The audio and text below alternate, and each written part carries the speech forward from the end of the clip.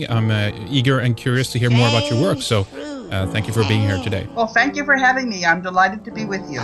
You bet. So you were in the World Bank within about 20 years. You've been talking about the massive fraud and collusion within the banking system, and of course the World Bank in specifics. Why don't we just talk a little bit about your path, I guess, first here, kind of set the framework a little bit, what you've been through, and when you decided to speak out, Karen. Yes. Well, I didn't ever not speak out. It's just relatively recently that I've gotten through the mainstream, not at all through the mainstream media, through the alternative media. And that's, I think, the biggest conclusion for your listeners to take away, that there is very active censorship, because the issues that I'm reporting, and I'm working with a group of whistleblowers inside the World Bank, and after I was fired illegally, I've been joined by whistleblowers all over the world. So we're basically a network of whistleblowers. We're all reporting the same thing: massive, massive, massive corruption in the financial sector. So I can tell you, when I started out, I had no idea of the depth of the corruption. But what we're doing is we are uncovering the cover-up. There has been a cover-up of this corruption that we're talking about, and I can describe it at great length to you. The function of our whistleblowers group is just like in The Wizard of Oz, Toto the dog that pulls aside the curtain. The whistleblowers working collectively have exposed this corruption, and what you now have is you have this secret world of corruption that didn't think it was going to be exposed, just like the wizard who kept pointing to the big projection screen, saying, don't look at what's going on behind this irrelevant curtain, look up at the screen. The screen is what the mainstream media is telling people. It's all propaganda and lies. And I didn't realize that the corruption inside the World Bank was actually caused by the corruption outside the World Bank. That's a no-brainer, but at the time, right, I just didn't know that we had a secret group of corrupt companies that thought they owned the world. And that's what we're up against. But I'm happy to tell people that all of the countries of the world have band together, formed a coalition, and we are now taking back the world from that corrupt bunch. And who is that corrupt bunch? It's described very, very accurately by three mathematicians at the Federal Institute of Technology, who modeled the 43,000 transnational companies on the capital markets. And what they found out was a surprise. They found out that all of the financial institutions are actually one international institution. They call it a network of control. What this sneaky group did was they took the same directors and put them on the boards of all the companies. That's called interlocking directors. And so this group has grabbed secret control of the 40% of the net worth of all of the companies traded on the capital markets and 60% of their annual earnings. After I was fired, I found out that one of the main functions of the World Bank and the IMF, these two organizations are really, for all practical purposes, just one organization. Right. They're across the street from each other, and there's a board of governors, which is the ministers of finance of all the member countries.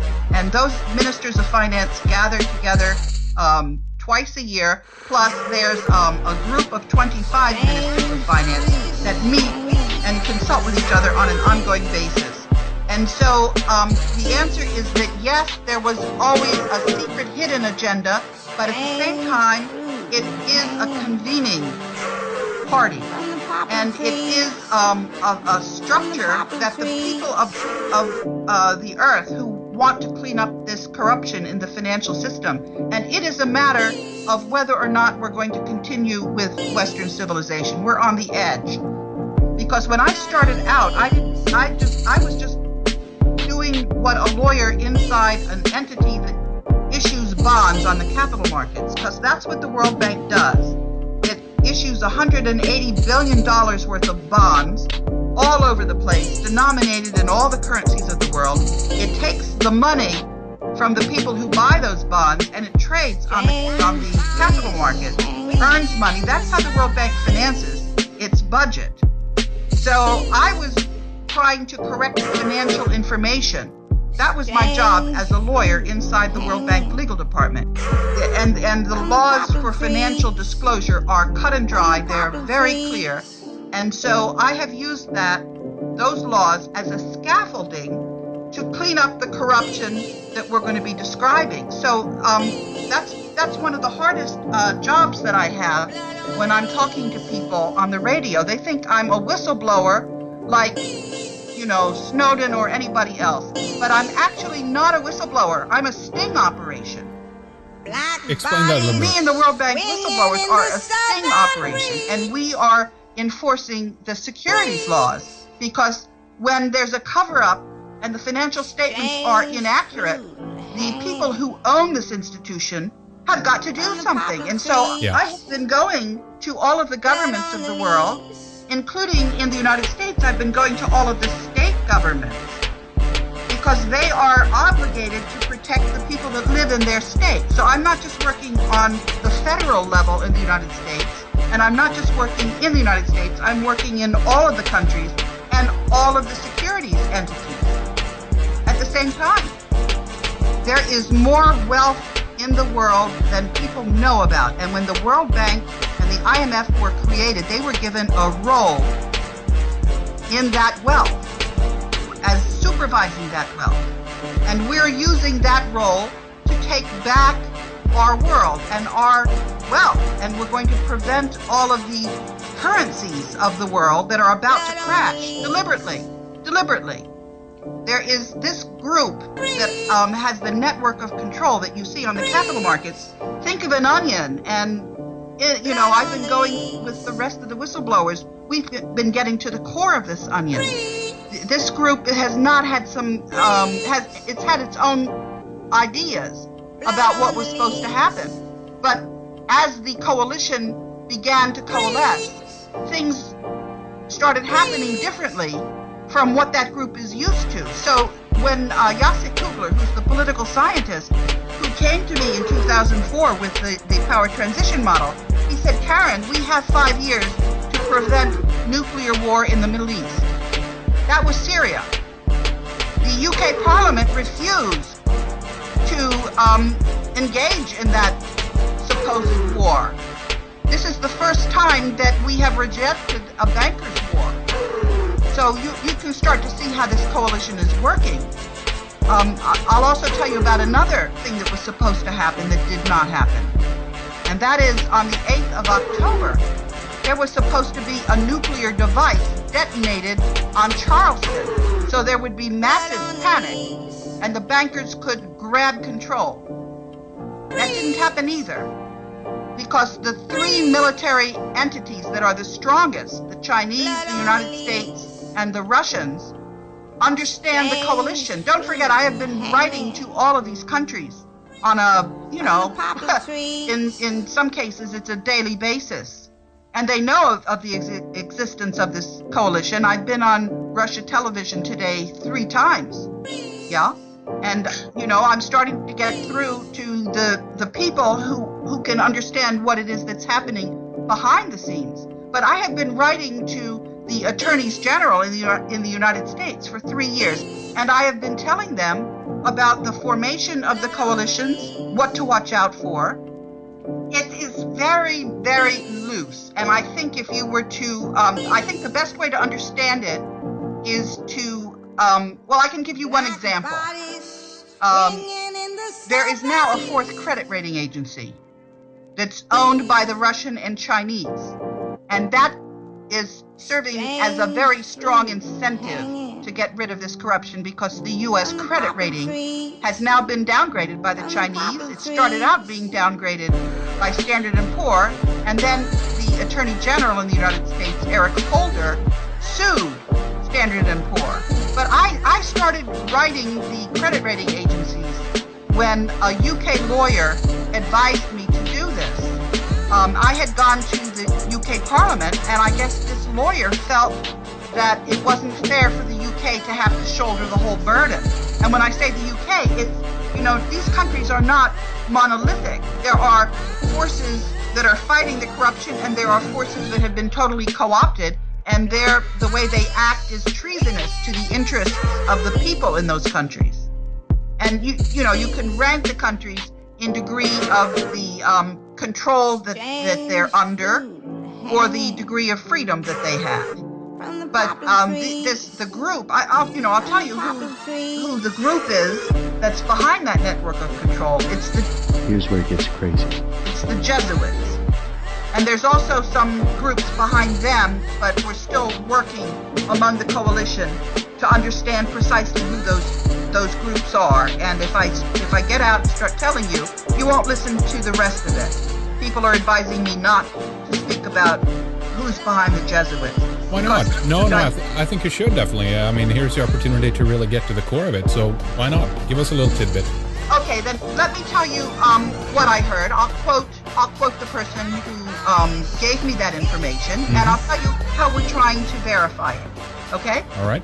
This is a neurologist who, by the way, noticed that somebody who had the same theory, and I wish I could remember his name, but anyway, he died a sudden death at the age of 34. What is the theory? If you look at the picture of Hctiw and his daughters, the pharaohs, they had these huge headdresses. That was to hide their large skulls. They're hominids. They're not human beings. They're very, very smart. They're not creative. They're mathematical. And they had a much stronger force in the earlier Ice Age. And one of the things that this scientist, his name is Edward Spencer, is talking about, there are a lot of museums that have skulls of these, some people call them coneheads by slang. Some people say it's more than one species. It's pretty clear that group is not able to,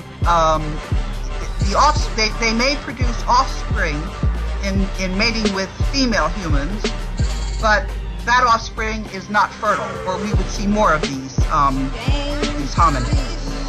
And they have been, making themselves scarce. But when Edward was giving me all this information, I shared it with a man in Portugal who went and had a meeting with a bank, and he sent us an email the next day and said that there was a big skull person with bright blue eyes at the meeting of that bank. This person, the bank had made some improper loans to his father, and so he was meeting with the bank about those improper loans. And he said, did I think that our emails had been read, and were these hominids deliberately showing themselves to us now? There's another person who said she saw some of them running around in Egypt. But if you look at the statues, you see all these big headdresses, and then there are some other times when people show up with these improbable headdresses. And you also see them in the Vatican, by the way. Those crazy, I forget what you call them, that the people in the Vatican wear. That would also hide those big skulls. Well, interesting. That takes things in a bit of a different direction. So you're basically saying that these beings, whatever they really are then, maybe not human hominids. We've talked about elongated skulls and other oddities before on the program, so we're familiar with it in that regard. But you're basically saying that that's the power behind the throne in this case. Yes, and when people talk about extraterrestrials, that's that started happening when there was a technology developed to make suggestions inside people's brains. So people who thought that they were being abducted, something happened to them, but the experiences that they felt as being real were things that were that they didn't actually experience, but that technology was able to suggest to them, so that they had vivid memories of things that never actually happened. That technology exists. It's very secret.